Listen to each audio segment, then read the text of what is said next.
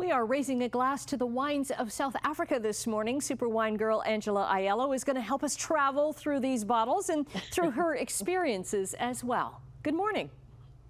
Good morning, Annette. Great to see you. Great to see you too. Can't wait to see you in person. I can't wait to be back in studio. It's going to be such a glorious day to have a glass of wine with you. Yes, yes. That is something to celebrate. So right now, the South African region, what makes that area so good for growing grapes for wine? Well, right now at the LCBO, there's a lot of wines that are on sale with limited time offers, so you can save some money, which is a fabulous way for you to get into the category and really collect actually some of these wines, because the red wines are really wonderful for you to collect and add to your cellar, and the whites are really fantastic.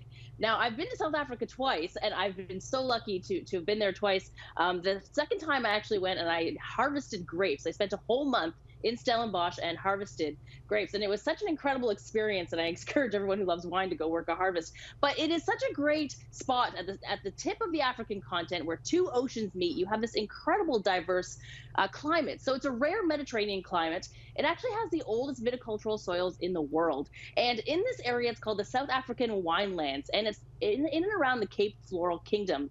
And this is actually a shot I took in Stellenbosch. And imagine waking up to this every single day. Beautiful. So, it's so gorgeous. I mean, wine country is so beautiful, and South Africa really does have some great wines. All right, so were you harvesting then, what kind of wine grapes were you harvesting? So South Africa makes a lot of different types of grapes. In fact, in front of me here, I have some fabulous Chardonnays that I really love because they're always such great price. I love Chardonnays that are under $15, and actually all these wines are under $16 that I have in front of me.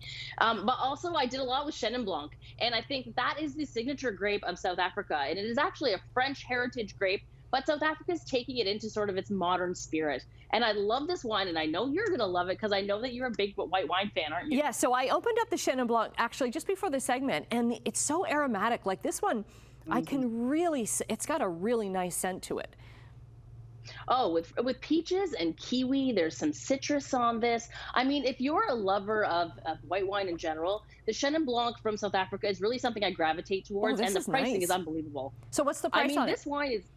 This wine is $10.55 right now at the LCBO. Really? It is a bargain deal. It's on sale. Yeah, really quite lovely.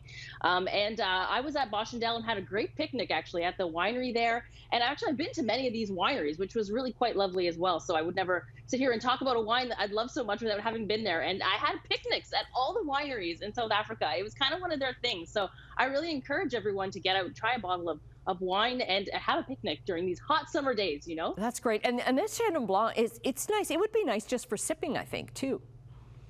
Oh, yes. Cheese is the perfect pairing. I love with this wine, some soft brie, or you could go to, the cheese boutique and grab something like Le Tour or Le Chateau de Bourgogne. This is a wonderful pairing with those soft cheeses. That fresh acid is going to go really nice with the cream-based in the cheese. Now, let's talk about the reds. So is it Cabernet Sauvignon? Is that kind of what they do exclusively in South Africa, or are there other reds as well? They do other reds, including Pinotage, which is their signature grape varietal. We also have some Cabernet and Syrah. I love this Porcupine Ridge Syrah. It's such a great value. Really sort of has that old world style in its flavor. So it's got some rusticness as well as fruit. It is also a vegan wine. And the Goats de Rome Red is actually a blend of some interesting grape varietals as well, making it really great with hamburgers on the barbecue or, pork back ribs, anything of that kind of nature as well. Okay, and all of these are on sale, so there's a big promotion right now at LCBO.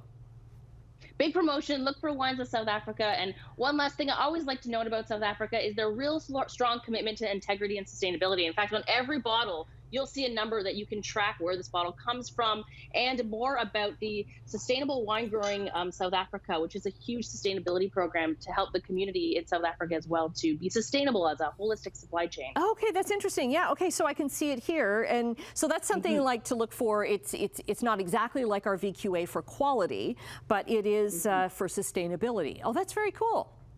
Yes, so the whole supply chain, it's, the people, the profit, and the planet all come together so it's trackable.